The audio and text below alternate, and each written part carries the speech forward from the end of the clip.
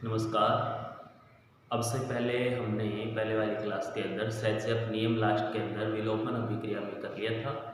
इसके बाद नेक्स्ट आगे तीसरी अभिक्रिया जो बताई थी कि एल्किल हैलाइड 4 प्रकार की अभिक्रिया दर्शाते हैं, उनमें 2 कर चुके हैं। तीसरी अभिक्रिया है धातुओं से अभिक्रिया।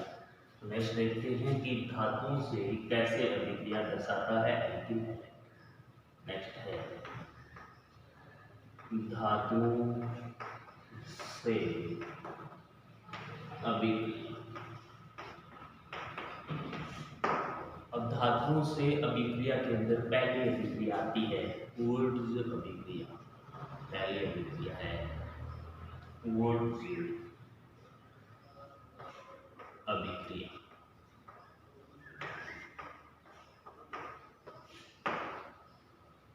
तो एल्किल हैलाइड होंगे, ये रहा आपके पास एल्किल हैलाइड RX। अभिक्रिया करवानी है धातुओं से, तो सीधी सी बात ये जितनी अभिक्रियाएं आएगी 3 या 4 जो भी है सारों में धातु का उपयोग होगा, धातु के साथ अभिक्रिया करेगी। उपस्थिति होगी शुष्क ईथर की। तो सबसे पहले अपने अभिक्रिया करवा रहे हैं सोडियम के साथ। कितने लेंगे सोडियम? 2। उपस्थिति किसकी है? शुष्क ईथर की। उपस्थिति है शुष्क ईथर।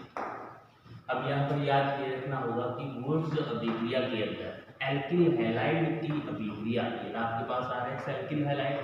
एल्किल हैलाइड की अभिक्रिया सोडियम के साथ करवाएंगे। 2 सोडियम लेने पड़ेंगे क्योंकि X एल्किल हैलाइड जो है ये कितने लेंगे? 2, क्योंकि ये आपस में अभिक्रिया कर जो उत्पाद जो बनेगा कौन सा बनेगा?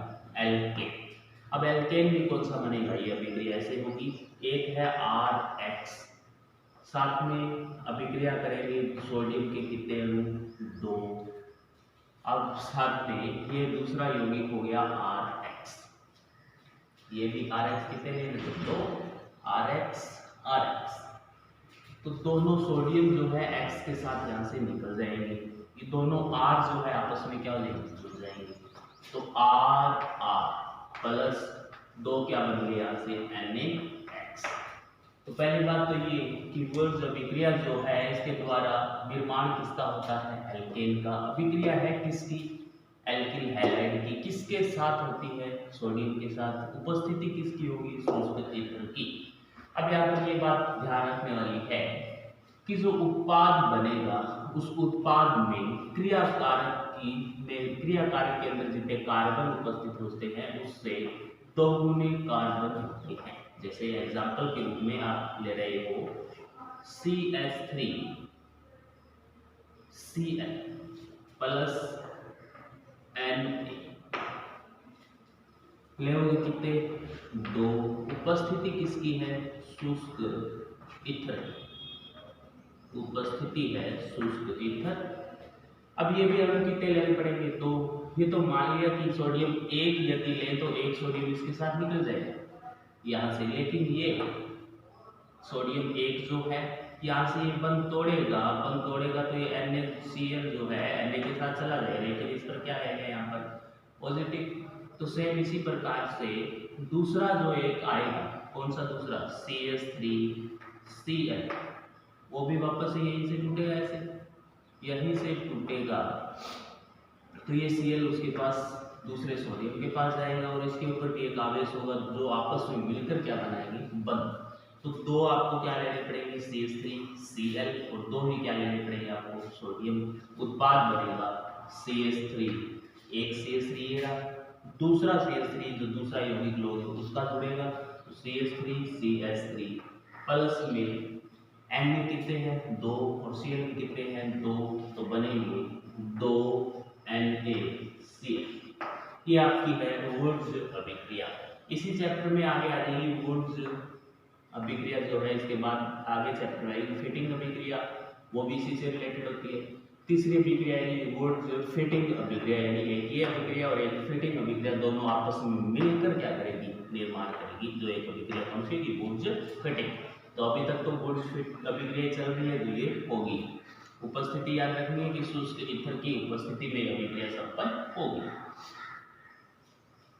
अब इसके बाद पहली अभिक्रिया होगी वुड्स अभिक्रिया।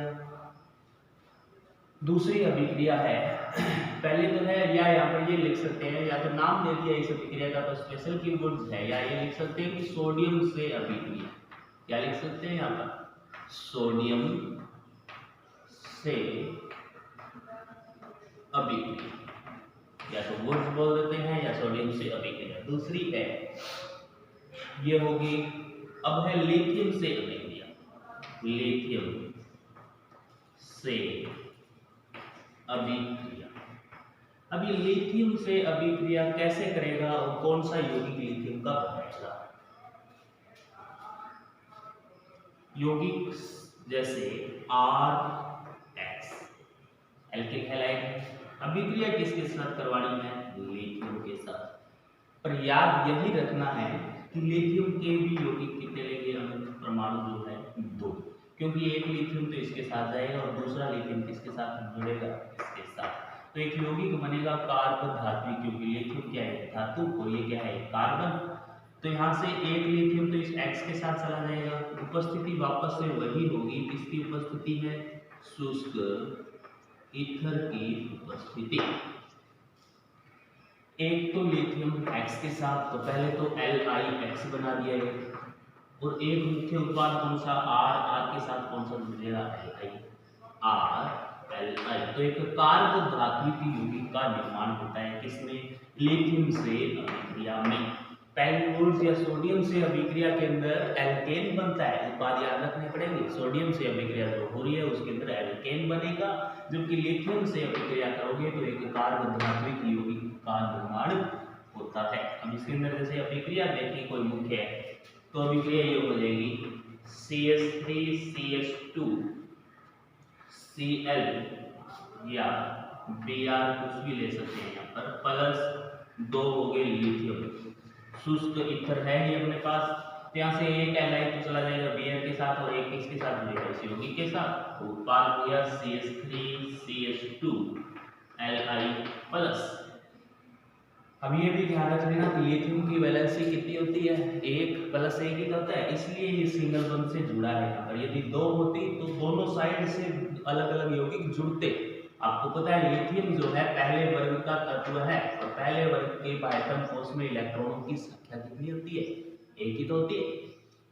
तो ये हो गया उत्पाद, प्लस के अंदर LiBr, लिथियम ब्रोमाइड बन जाएगा साथ के अंदर यहाँ पर। तो अब तक धातुओं से अभिक्रिया के अंदर आपने 2 अभिक्रिया की है, पहली तो है वुड्स अभिक्रिया जिसमें सोडियम से अभिक्रिया करवानी है, दूसरी आपकी है लिथियम से अभिक्रिया जिसमें एक कार्ब धात्विक यौगिक का निर्माण होगा, जबकि वुड्स अभिक्रिया में एल्केन का निर्माण होगा। किसका निर्माण होता है वुड्स में, एल्केन का, और वो भी क्रियाकारक से डबल परमाणु युक्त एल्केन या डबल कार्बन युक्त एल्केन। ये हुई आपकी 2 अभिक्रिया।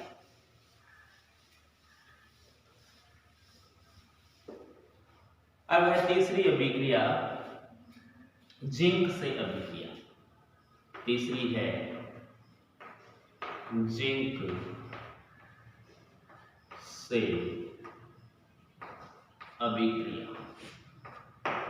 अब जिंक से अभिक्रिया करवाओगे तो कितने यौगिक लोगे, सबसे पहले तो वही सेम है RX, हो गया RX प्लस,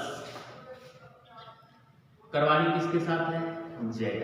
अब Zn जिंक लेओगे कितने परमाणु, 2, ये भी कितने लेने हैं आपको, 2, दोनों की संख्या यहाँ पर 2 होगी।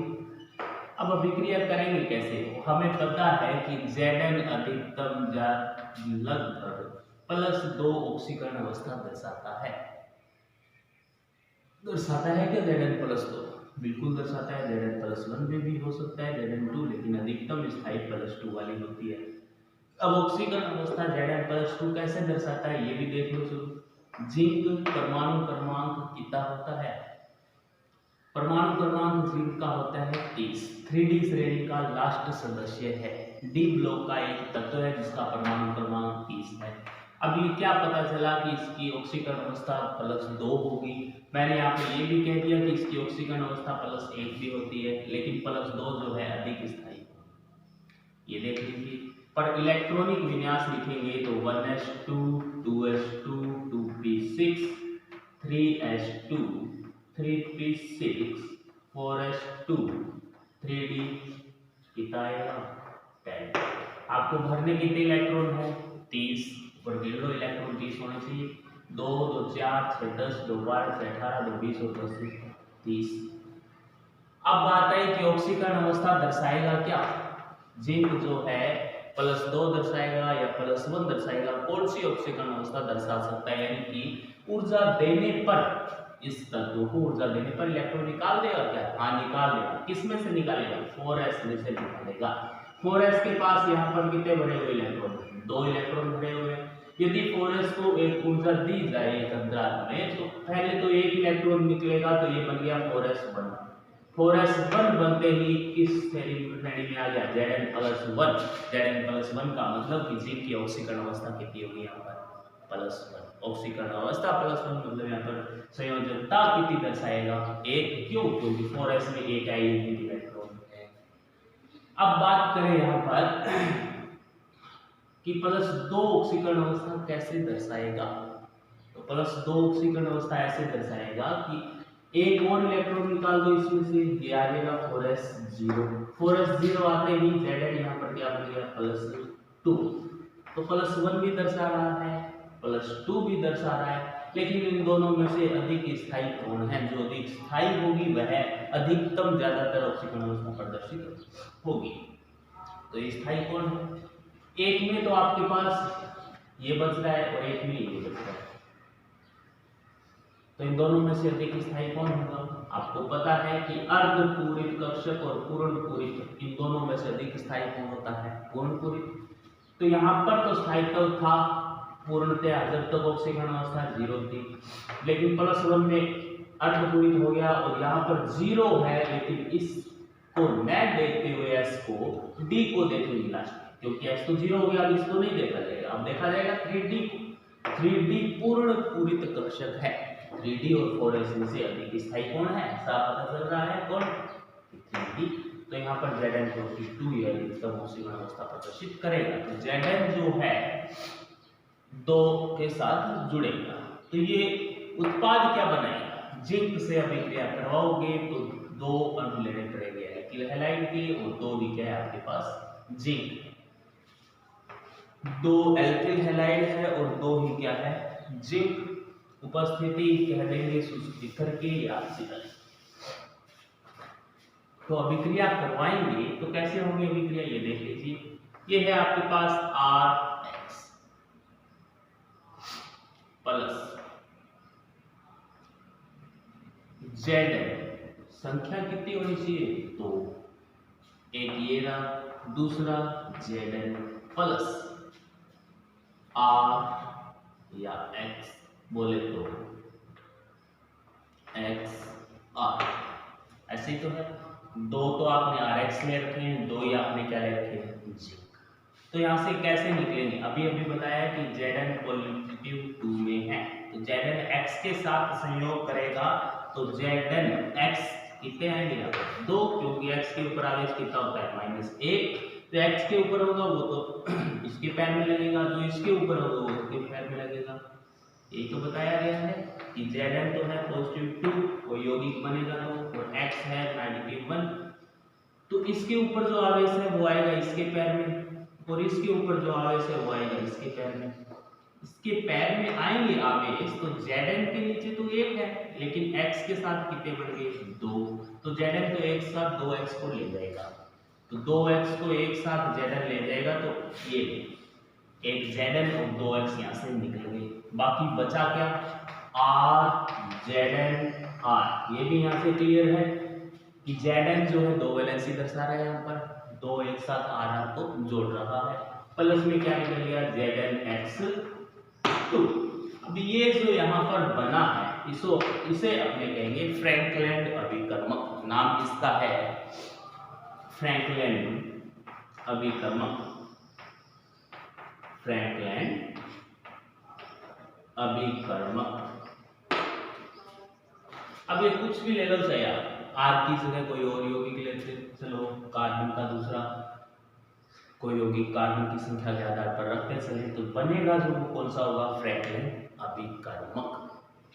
अब इसकी एक कार्बन के आधार पर अभिक्रिया देखें तो कार्बन के आधार पर अभिक्रिया जैसे ये हो गया CH3CH2Cl प्लस दो क्या लेने आपको Zn प्लस ये है Cl, या यहाँ पर बात करें कि इनके अणुओं की संख्या कितनी बताई गई है 2, तो 2 ये लेंगे तो उत्पाद जो है वो क्या बनेगा। वापस से आपको पता है कि Cl कितने हैं संख्या कुल मिला के 2, क्योंकि अणु 2 ले रखे हैं तो Cl कुल मिला के कितने होंगे 2, और Zn Zn कितने Cl ले जा सकते हैं 2, प्लस के अंदर तो ZnCl क्या बन गया 2। एक Zn जो बचा है वो बीच में योग करेगा और दोनों साइड CH2 CH3 लगेगी। ये रहा आपका CH3 CH2 Zn CH2 CH3 plus में क्या निकला ZnCl2। ये आपकी होगी अभिक्रिया नंबर 3, जिंक से अभिक्रिया होगी। तीसरी अभिक्रिया, चौथी अभिक्रिया है, एक बार दोबारा से एक साथ हम देख लेंगे इनको। चौथी अभिक्रिया है मैग्नीशियम से अभिक्रिया, या ओब्लिक लगा के लिख देंगे कि ग्रीनियर अभिकर्मक का निर्माण, ग्रीनियर अभिकर्मक का निर्माण।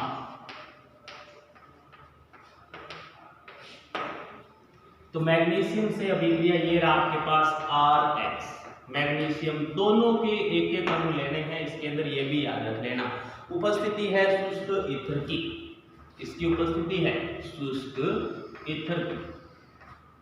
इन चारों अभिक्रियाओं में शुष्क ईथर की उपस्थिति अपने बताएंगे। शुष्क ईथर की उपस्थिति करना इसमें क्या है, एक बार बंद तोड़ोगे। अब आपको पहले तो ये समझ लो कि मैग्नीशियम जो है कितनी वैलेंसी दर्शाएगा भाई, क्योंकि मैग्नीशियम कौन से वर्ग का है, दूसरे वर्ग का सदस्य है, और दूसरे वर्ग के बाह्यतम कोश में इलेक्ट्रॉन कितने होते हैं 2 होते हैं, और दूसरे वर्ग जो है वह वैलेंसी कितनी दर्शाता है 2 दर्शाएगा। सीधी सी बात है, बाह्यतम कोश में कितने इलेक्ट्रॉन होती है वैलेंसी दर्शा देगा। तो मैग्नीशियम 2 वैलेंसी दर्शाएगा।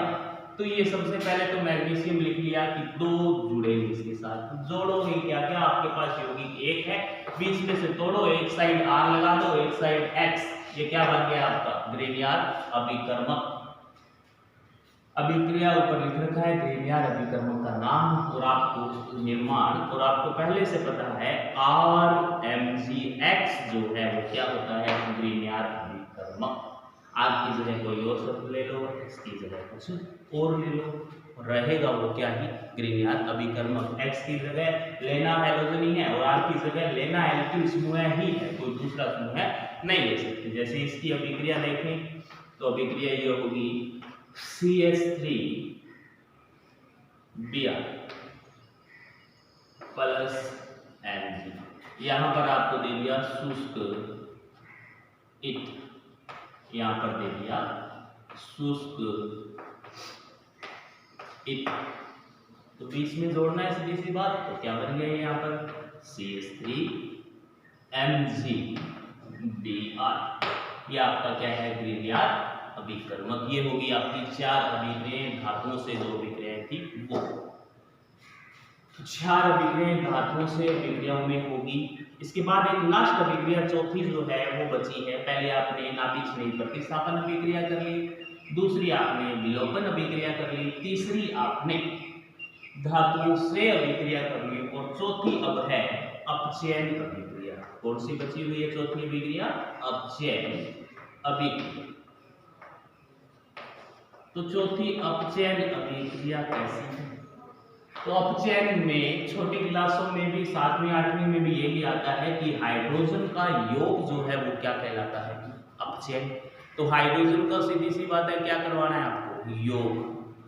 ये देख लीजिए आपके पास है एल्किल हैलाइड, हाइड्रोजन का योग, हाइड्रोजन कितने लोगे 2, एक लेने से काम नहीं चलेगा, इसलिए नहीं चलेगा कि आपको एक बंद तोड़ना, बंद तोड़ोगे तो एक हाइड्रोजन को इसके साथ जोड़ देना, दूसरा हाइड्रोजन इसके साथ, तो एक तो बन गया RX प्लस एक क्या बन गया XX, या इसे बोल देंगे XX। ये तो क्या आ गया आपके पास एल्केन ही तो है, CH3 की जगह एक हाइड्रोजन लगा दिया, उसकी वैलेंसी पर क्या बनेगा CH4, और ये क्या है आपका एक XX हैलोजन अम्ल हो गया ये, जिसकी अभिक्रिया आप पहले करवा रहे थे। तो ये अभिक्रिया किसकी है, अपचयन।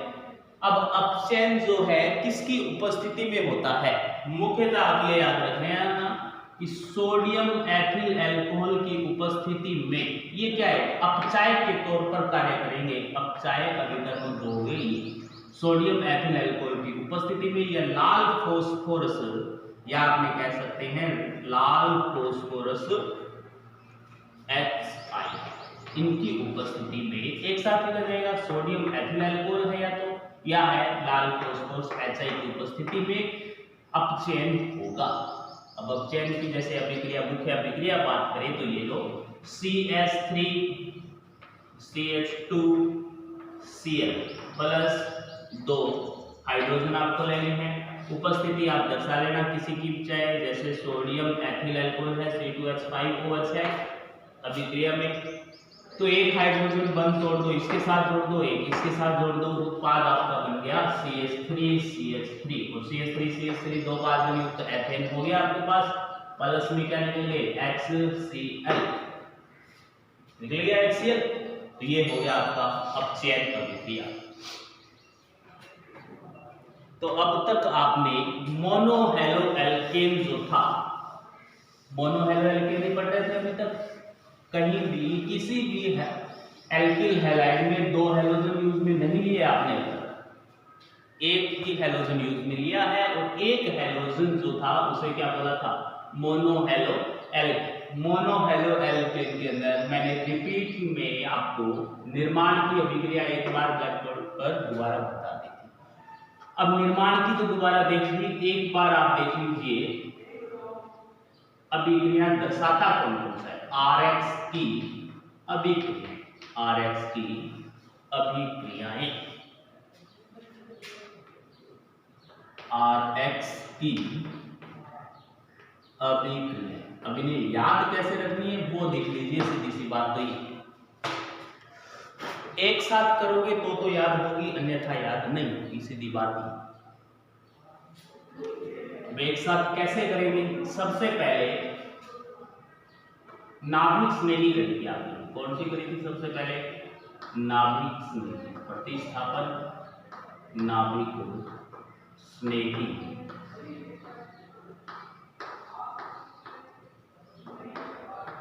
प्रतिस्थापन। तो इसने कितनी अभिक्रियाएं की थी, 10 अभिक्रियाएं करी थी, ये भी याद रखिए। सबसे पहले एल्किल हैलाइड में हमेशा लूंगा CH3Cl, एल्किल हैलाइड जो है इसकी अभिक्रिया सबसे पहले किसके साथ करवाई थी, पोटेशियम साइनाइड के साथ, KCl के साथ आपने करवाई थी। उत्पाद क्या बना था, यहां से Cl बीच में से ये टूटा था, यहां से ये टूटा था, उत्पाद बना था आपका CH3Cl, साइनाइड बनाया था, साथ में सह उत्पाद निकलेगा KCl। दूसरी इसी में आपने अभिक्रिया की थी एक और, जो अभिक्रिया कौन सी थी, CH3Cl प्लस KCl की बजाय अब आपने ले लिया था AgCl। AgCl लेते ही साइनाइड की बजाय क्या बन गया था, आइसोसाइनाइड CH3NC, प्लस में यहां पर निकल जाएगा AgCl। ये होगी दो अभिक्रिया।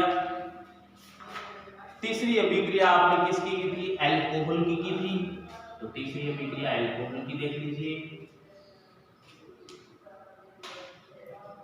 ये रहा आपके पास CH3Cl, अभिक्रिया करवानी है जलीय KOH, इस क्या लेना है, जलीय KOH, ये ब्रैकेट में लिखा हुआ मिल जाएगा।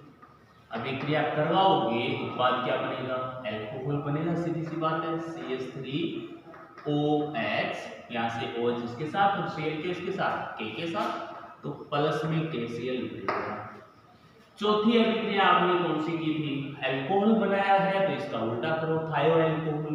ये रहा आपके पास CH3Cl प्लस क्या लेंगे, KSH, किसकी अभिक्रिया करवानी है यहाँ पर, KSH HKSH न लेके यहाँ पर NaSH भी आया होगा, इसकी अभिक्रिया करवाएंगे तो उत्पाद बन गया आपके पास CH3SH प्लस NaCl। ये हो गया आपका थायो अल्कोहल।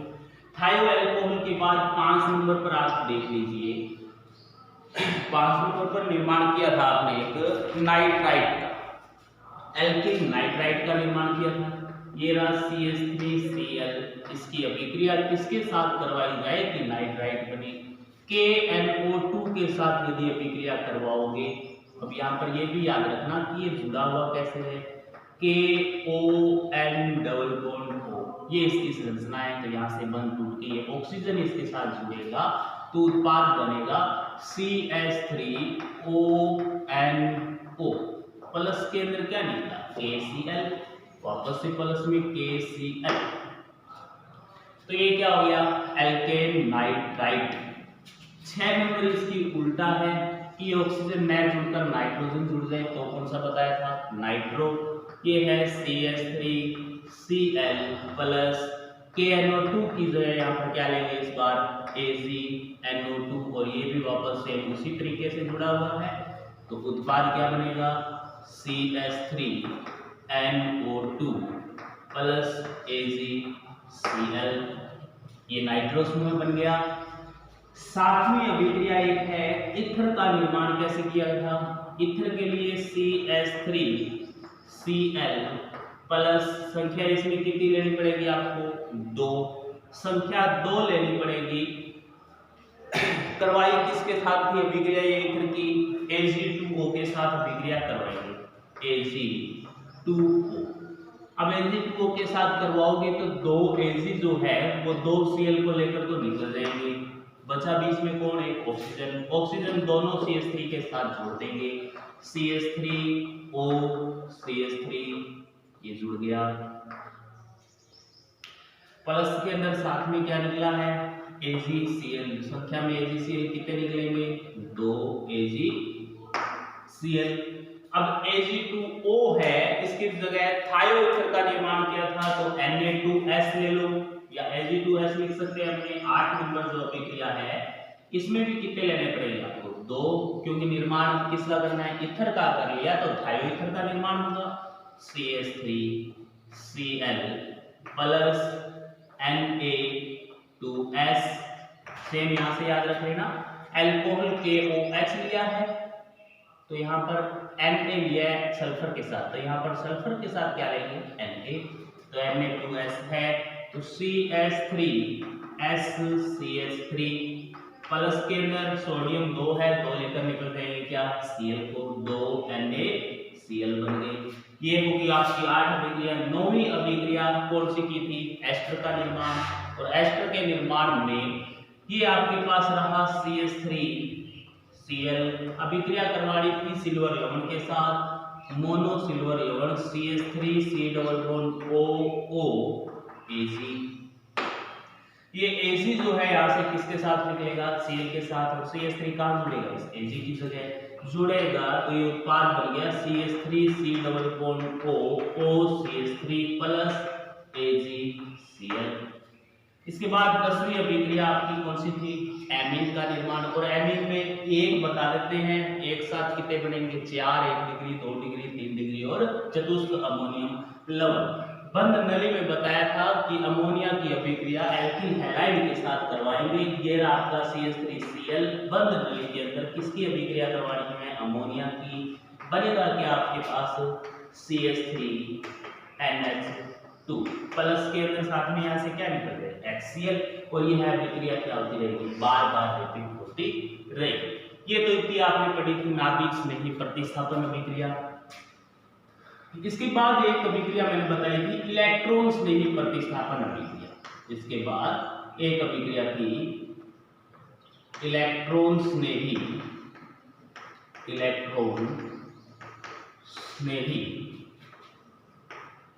प्रतिस्थापन अभिक्रिया। और इलेक्ट्रॉन स्नेही प्रतिस्थापन अभिक्रिया कौन सी थी, फ्रीडेल-क्राफ्ट अभिक्रिया।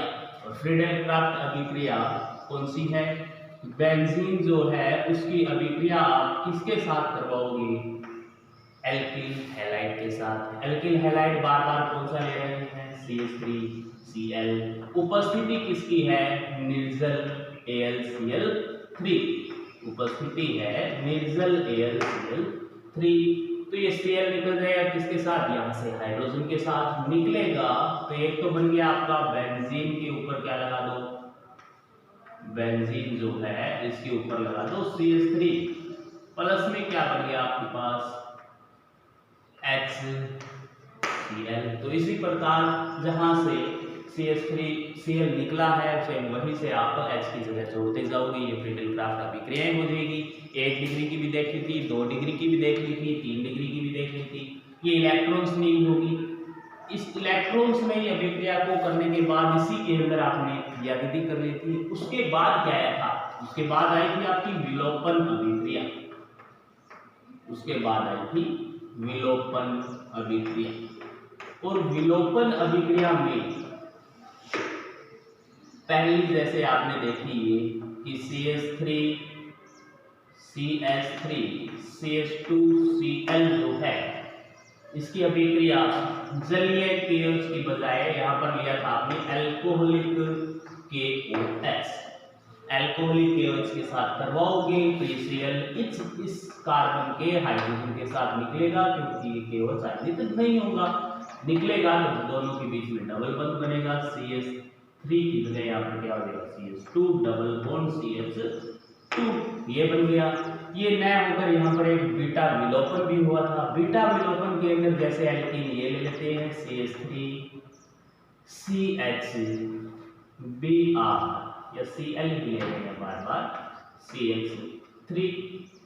तो इसमें कौन सी एल्कीन बनेगी, वापस से वही बनेगी। इसी में तो एल्कोहलिक KOH, इसमें अभी तक बीटा विलोपन का नाम नहीं है क्योंकि ये भी सेम है और ये भी सेम, कहीं से भी डबल बॉन्ड बना लो दोनों का नाम सेम रहेगा। तो अब तक तो ये बनेगा CH3 single CH double bond CH2, ये होगी यहाँ तक। तो इसके बाद तीसरी इसकी अब बीटा विलोपन की ही देखेंगे, CH3C H CH2 CH3, यहाँ पर Cl लगाया गया है। एल्कोहलिक KOH जो है ये आपको दिया गया है, एल्कोहलिक KOH दिया गया है। तो अभिक्रिया करोगे कैसे, एक तो अल्फा ये है, ये रहा एक बीटा, दूसरा ये रहा बीटा। कहां से निकालोगे, इसका भी निकाल सकते हैं इसका भी, लेकिन मुख्य कहां से बनेगा, बीच वाला, क्योंकि सेप्जेफ नियम बताया था कि एल्केन यदि 2 बनने की संभावना हो तो वह एल्कीन बनेगी जिसमें प्रतिस्थापियों की संख्या क्या हो, अधिक। तो मुख्य उत्पाद तो बीच वाला बनेगा CH3CH double bond CH single bond CH3, और सह उत्पाद के रूप में कौन सा बन जाएगा CH2 double bond CH single bond CH2 CH3। तो ये होगी आपकी विलोपन अभिक्रिया भी दूसरी होगी। तीसरी इसके बाद यहाँ पर नाम कौन सा आया था, धातु से अभिक्रिया। और धातु से अभिक्रिया में कितनी अभिक्रिया बनी थी, अभी 4 अभिक्रिया। पहली धातु से अभिक्रिया के अंदर किसके साथ अभिक्रिया थी, सोडियम के साथ। ये आपका CH3Cl अणु कितने लेने बताए थे, 2। सोडियम भी कितने लेंगे, 2 सोडियम लेंगे। उपस्थिति किसकी होगी, शुष्क ईथर की उपस्थिति किसकी होगी, शुष्क ईथर की उपस्थिति होगी। एक सोडियम एक Cl को लेकर निकल जाएंगे और एल्केन जो है क्या बन जाएगा, डबल कार्बन युग्म CH3CH3 प्लस के अंदर क्या निकल गया, 2 निकल गया आपके पास NaCl। इसके बाद दूसरा जो है वो कौन सी अभिक्रिया बताई थी, लिथियम के साथ एक अर्धधात्विक यौगिक का निर्माण हुआ था। अब वापस से 2 यौगिक लेओगे CH3Cl प्लस में लिथियम कितने लोगे, 2। वापस से शुष्क ईथर की उपस्थिति है।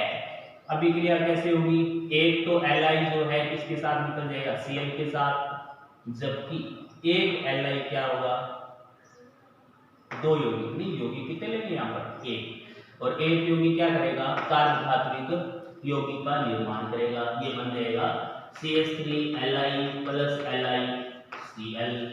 तीसरी अभिक्रिया करवाई थी किसके साथ थी, जिंक के साथ। तो जिंक के साथ करवाओगे तो CH3 यौगिक कितने लेने बताए थे, 2 CH3Cl 2 यौगिक ले लिए। और जिंक जो है वो भी कितनी ले ली थी 2। वापस से सूचक की उपस्थिति दर्शा देना। एक तो Zn जो है Cl2 लेकर निकल जाएगी, बीच के अंदर Zn लगेगी, दोनों साइड के आ जाएगा यहाँ पर CH3 Zn CH3, दो यौगिक यहाँ पर Zn Cl2 के रूप में निकल गया और ये जो बना है ये क्या हो गया फ्रैंकलैंड अभिकर्मक। इसके बाद जो की अभिक्रिया ग्रिग्नियार्ड अभिकर्मक की थी, ये है आपके पास CH3Cl प्लस है, मैग्नीशियम के साथ अभिक्रिया करवानी है, शुष्क ईथर की उपस्थिति आपके पास है। इन चारों धातु से अभिक्रियाओं में शुष्क ईथर की उपस्थिति चारों में दर्शाई गई है।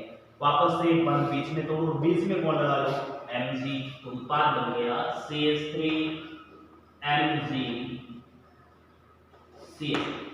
R MgS, ये क्या हो गया ग्रिग्नियार्ड अभिकर्मक। और लास्ट एक अभिक्रिया जो है अपचयन की अभिक्रिया, और अपचयन में क्या बताया था अभी अपचयन में है कोई भी जैसे CH3 Cl, इसकी अभिक्रिया सोडियम एथिल अल्कोहल की उपस्थिति में दर्शाओगे और सोडियम एथिल अल्कोहल या लाल फास्फोरस HI की उपस्थिति में दर्शाओगे। और Cl जो है संख्या में कितने हाइड्रोजन लेने हैं 2, एक हाइड्रोजन Cl के साथ, एक हाइड्रोजन CH3 के साथ, तो CH3 से के साथ मिलकर CH4 और इसके साथ मिलकर क्या बन गया HCl। तो अब तक आपने ये इतनी अभिक्रियाएं पढ़ी है किसकी मोनो एल्किल हैलाइड की, जो यह अभिक्रियाएं दर्शाता है। एक साथ ये अभिक्रियाएं लिखकर देखोगे तो यही याद हो जाएगा। अब इसमें यह भी देख लेना धातु में उपस्थिति सारों में शुष्क ईथर है, सारों में विलोपन की जितनी भी अभिक्रियाएं की है अल्कोहलिक पीएच है सारों में और कुछ नहीं। यहाँ पर उपस्थिति किसी की भी नहीं दर्शाई गई और फ्रीडेल क्राफ्ट अभिक्रिया या इलेक्ट्रॉन्स ने की है तो उसमें नेजल AlCl3 की उपस्थिति आएगी। तो यहाँ तक आपका चैप्टर हुआ है अब तक कि मोनो एल्किल हैलाइड कंप्लीट हो चुका है।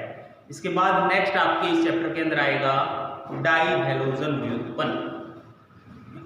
मोनो एल्किल हैलाइड के बाद आएगा डाई एल्किल हैलाइड।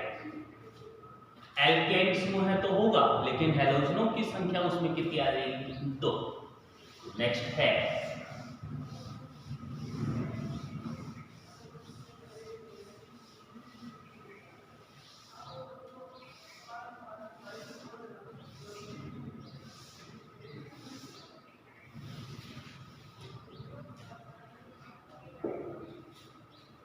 पहले आपने मोनो हैलोजन व्युत्पन्न पूरा कर दिया, दूसरा है डाई हैलोजन व्युत्पन्न।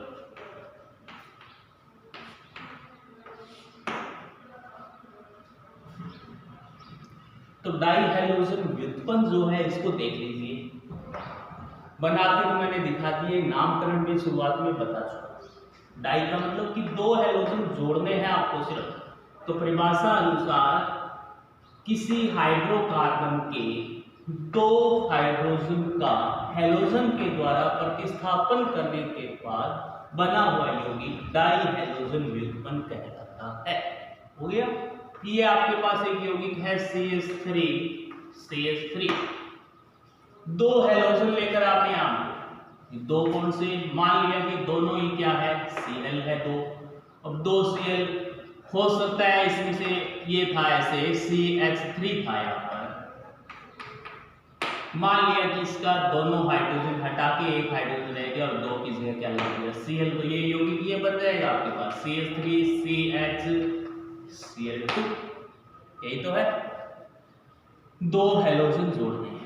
अब 2 हैलोजन जोड़ने थे तो हो सकता है कि एक ही कार्बन पर दोनों हैलोजन आप जोड़ दो, और हो ये भी सकता है कि एक ही कार्बन पर न जोड़कर मान लिया कि एक हाइड्रोजन बढ़ा रहने दिया और एक हाइड्रोजन इसके साथ जोड़ दिया CH2Cl, एक हैलोजन इसके साथ इस कार्बन पर, एक इसके कार्बन पर।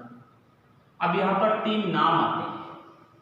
एक तो नाम आता है जर्मिनल जेम, और एक आता है वेसिनल, और एक आता है टर्मिनल। टर्मिनल को अल्फा ओमेगा भी नाम से बोलते हैं। तो सबसे पहले ये डाई हैलाइड जो होंगे, डाई हैलाइड या डाई हैलोजन व्युत्पन्न जो है ऐसे एल्किल हैलाइड होंगे जिनके अंदर हैलोजन की संख्या 2 होगी। अब 3 प्रकार के हैं, 3 प्रकार के हो कौन से सकते हैं। एक कार्बन श्रृंखला है आपके पास, तीनों में एग्जांपल एक से ही समझा देते हैं, जैसे कि CH3 CH2 CH2 CH2 CH, ये यहां पर अभी तक CH3 है। 2 हैलोजन जोड़ने हैं, मान लिया कि 2 हैलोजन इसी एक कार्बन के साथ जोड़ दो, CH रह गया, एक Cl यहां लगा दिया, एक यहां, कार्बन की वैलेंसी पूरी करनी है आपको, तो 1 2 3 और 1 हाइड्रोजन 4, कार्बन की वैलेंसी पूरी। एक ही कार्बन के साथ आपने कितने हैलोजन जोड़ दिए, 2। तो ये कैसा बोला जाएगा, यदि एक ही कार्बन पर दोनों हैलोजन जुड़े हुए हैं तो है प्रकार जो है कैसा है, जर्मिनल या जेम डाइहैलाइड। कैसा बोलेंगे, जेम डाइहैलाइड।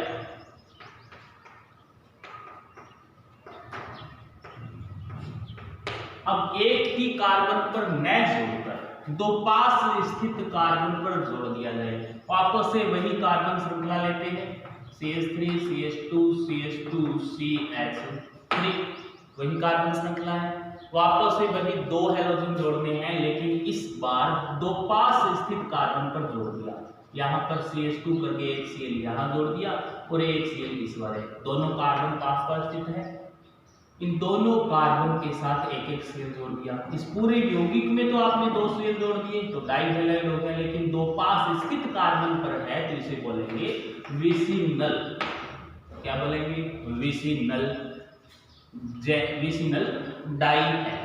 तो जेम हो गया, विसिनल हो गया। तीसरा एक नाम और आ रहा है टर्मिनल, या जिसे बोलेंगे अल्फा ओमेगा प्रकार। अब CH3 CH2 CH2 CH3, वापस से वही कार्बन श्रृंखला है। अब याद ये रखना है कि टर्मिनल का मतलब होता है अंत, अंत वाले दोनों जो कार्बन है, जैसे कोई भी आपके पास कार्बन श्रृंखला है उसके दोनों जो लास्ट कार्बन है उन पर यदि एक एक हैलोजन लगा दोगे तो वह कौन सा बन जाएगा, टर्मिनल। नाम से स्पष्ट हो रहा है, टर्मिनल यानी कि अंतिम।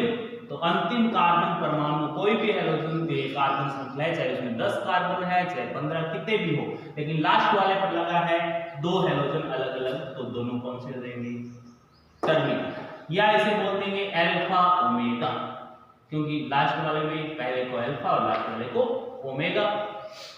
ये हो गया आपके जेम डाइहैलोजन युग्मन या डाइहैलाइड जो होंगे, डाइएल्किल हैलाइड, उसमें 3 प्रकार, जर्मिनल, टर्मिनल और विसिनल, 3 प्रकार के हो गए। नामकरण तो मैं पहले ही बता चुका हूं। अब नामकरण हो चुका है तो जेम ये डाइहैलाइड्स जो है इनका निर्माण या विघटन की विधियां देख लीजिए कि निर्माण कैसे किया जाता है। अब निर्माण में भी इन तीनों का अलग अलग निर्माण होगा। सबसे पहले जेम डाइहैलाइड का निर्माण, सबसे पहले किसका निर्माण करेंगे, जेम डाइहैलाइड का निर्माण, जेम डाइहैलाइड का निर्माण।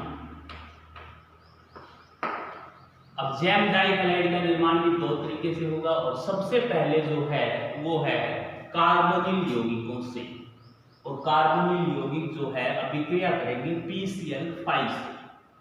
पहला है कार्बोनिल यौगिकों से। कार्बोनिल यौगिक कौन से होते हैं, कार्बोनिल यौगिकों से, तो याद रख लेना हमेशा कार्बोनिल यौगिक 2 प्रकार के हैं, पहले भी बताया जा चुका है। एक तो होता है कीटोन जिसके दोनों तरफ एल्किन्स में होगा, C डबल बॉन्ड O जो है 2 वैलेंसी खाली है तो ये कार्बोनिल्स में है। इन 2 वैलेंसी पर यदि दोनों साइड आपको R मिले तो वो क्या है, कीटोन।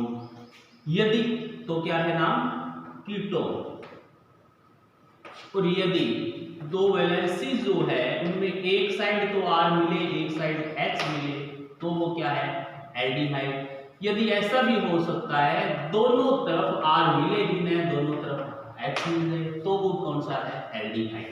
तो ये तो दोनों होंगे एल्डिहाइड। जबकि ये जो एक है ये क्या है, कीटोन। तो कार्बोनिल यौगिक एल्डिहाइड भी है, कीटोन भी है, ये कीटोन रहा और ये एल्डिहाइड। इनसे कैसे बनाओगे? अभिक्रिया करवानी है आपको PCl5 से। यहाँ पर है कि कार्बोनिल यौगिकों से यदि आपको जैम डाइहैलाइड का निर्माण करना है तो उसकी अभिक्रिया करवानी पड़ेगी PCl5 से। अब PCl5 से अभिक्रिया कैसे की जाए? अब इस यौगिक को ऐसे लिख लेना, RC≡OR। क्या है ये? आपके पास एक कीटोन है। सबसे पहले कीटोन का लेकर चलेंगे और दूसरा होगा RC≡OH, एक एल्डिहाइड। दोनों में PCl5 की अभिक्रिया आपने करवाएंगे। तो PCl5 की अभिक्रिया करवाओगे तो सबसे पहले ये याद रखना POCl3। कल भी आपने PCl5 की अभिक्रिया की थी तो POCl3 आपने निकाल दिया था। तो ये रहा P, ये रहा O और 3 Cl वापस ले लो। तो पहले तो बाहर निकाल दो किसको, POCl3 को। अब बाकी बचे हुए जो है उनको जोड़ दो। बचे हुए कैसे कि ऑक्सीजन यदि लोगे तो यहाँ से ये दोनों बंध तोड़ने पड़ेंगे। दोनों बंध किस कार्बन, एक ही कार्बन के तो टूटे हैं दोनों बंध, एक ही कार्बन के दोनों बंध टूटेंगे तो जो 2 Cl बचे हैं उनको अलग अलग जोड़ दिए जाएंगे। ये आपका उत्पाद बन जाएगा RCl और यहाँ पर क्या है R। सेम इसी के अंदर करोगे, ये बंध दोनों तोड़ोगे, PO गेरा P गेरा O और Cl3 इसमें से ले लोगे। पहले तो POCl3 को बाहर निकाल दो, बचा हुआ जो भाग है उसे जोड़ दो। RCH, C की तो वैलेंसी खाली हुई है, दोनों पर क्या जोड़ दो यहाँ से Cl, R C Cl Cl, यहाँ पर क्या आ गया H। एक ही कार्बन पर 2 Cl या एक ही कार्बन पर 2 हैलोजन, ये रहा एक कार्बन जिस पर 2 हैलोजन है तो उसे कैसा बोलते हैं, जैम डाइहैलाइड। जैम का ही तो बताया। अब इसकी अभिक्रिया, ये तो R लेकर चले थे। यदि आपको कीटोन लेना है तो पहला एसीटोन होता है, पहला कीटोन ये रहा। 3 कार्बन युक्त कीटोन को क्या कहेंगे, पहला कीटोन है ये, जिसे क्या कहेंगे एसीटोन। अभिक्रिया करवाओगे PCl5 के साथ तो पहले बता चुका हूं POCl3 निकाल दो, बाकी को जोड़ दो। ये लो POCl3 निकाल दिया आपने। अब है CH3, C, एक Cl यहाँ, एक Cl यहाँ और यहाँ पर भी क्या है आपके पास CH3। सेम इसी के अंदर है, ये नीचे वाला हाइड्रोजन कर दो R की जगह, यानी CH3 की जगह आप क्या हो जाएगा RH हो जाएगा, C≡O, यहाँ पर क्या है H प्लस PCl5। अभिक्रिया करवाओगे तो क्या बनेगा CH3 C Cl Cl और यहाँ पर क्या जुड़ा हुआ है H प्लस POCl3। ये यहाँ पर कार्बोनिल यौगिकों से निर्माण किसका किया है, जैम डाइहैलाइड का। पहला तो बताया कि कार्बोनिल यौगिकों से जैम डाइहैलाइड का निर्माण होगा। दूसरा इसके अंदर है कार्बोनिल यौगिक से न होकर किसी और से करेंगे, किसी और से करेंगे तो किससे करेंगे, एल्काइन से। आपने एल्कीन से सबसे पहले आपने मोनो हैलाइड जो बनाया था, एल्कीन से निर्माण किया था सबसे पहले एल्केन, फिर एल्कीन से भी कर लिया था। लेकिन जैम बनाओगे तो कौन सा आएगा, एल्काइन से। किसके से करोगे, एल्काइन से, यानी ट्रिपल बंध वाला कोई कार्बन युक्त यौगिक है, हाइड्रोकार्बन। ये रहा आपके पास CH, ट्रिपल बंध CH। अभिक्रिया किसके साथ करवाई जाए, अभिक्रिया यहाँ पर करवाओगे HCl के साथ। किसके साथ अभिक्रिया करवाओगे, HCl के साथ। अब करना क्या है, बनाना क्या है आपको, पहले तो ये याद रख लेना, बनाना है जैम डाइहैलाइड। जैम बनाना है तो सबसे पहले एक बंध तोड़ो, एक तोड़ोगे तो दोनों की एक वैलेंसी खाली, एक खाली हुई तो एक पर हाइड्रोजन, दूसरे पर क्या जोड़ दो, क्लोरीन। लेकिन संख्या कितनी लेनी पड़ेगी, 2, क्योंकि बंध कितने तोड़ने वाले, 2 बंध तोड़ेंगे। 2 बंध जैसे ही तोड़ोगे तो 2 हाइड्रोजन चाहिए और 2 Cl, तो बंध 2 तोड़ोगे, दोनों की 2 वैलेंसी खाली। एक ही कार्बन पर एक साथ 2 Cl जोड़ दो और एक ही कार्बन पर 2 क्या जोड़ दो, हाइड्रोजन। निर्माण किसका हो जाएगा यहाँ पर CH3C, H पहले से है, एक Cl ये रहा, दूसरा Cl ये रहा। ये क्या बन गया आपके पास, जेम डाई हैलाइड। इसी का दूसरा एग्जांपल जैसे देख लेते हैं, CH3CH triple bond CH, CH3C triple bond CH। वापस से हाइड्रोक्लोरिक अम्ल जो है वो तो कितने लेने पड़ेंगे, 3। सबसे पहले दो बंद तोड़ोगे, दोनों की दो वैलेंसी खाली। यहाँ से भी 2 HCl है, दोनों की दो वैलेंसी खाली। पूर्ण कैसे होता है वो भी देख लीजिए, CH3C, ये यहाँ पर ट्रिपल बंद था। मान लिया कि ट्रिपल बंद में रहकर एक बंद आपने तोड़ दिया, बचा कितना, 2 बंद। यहाँ पर CH एक बंद तोड़ा है तो एक पर पॉजिटिव आएगा, एक पर क्या आएगा, नेगेटिव। पॉजिटिव किस पर आए और नेगेटिव किस पर आए ये पहले से पता है, जो अधिक स्थायी होगा। मार्कोनिकोव का नियम, मार्कोनिकोव का नियम याद है। मार्कोनिकोव में जिस पर हाइड्रोजन की संख्या कम है उस पर क्या जोड़ना है आपको, हैलोजन। तो यहाँ पर हैलोजन जोड़ देना, एक हटा दिया बंद, यहाँ पर नेगेटिव।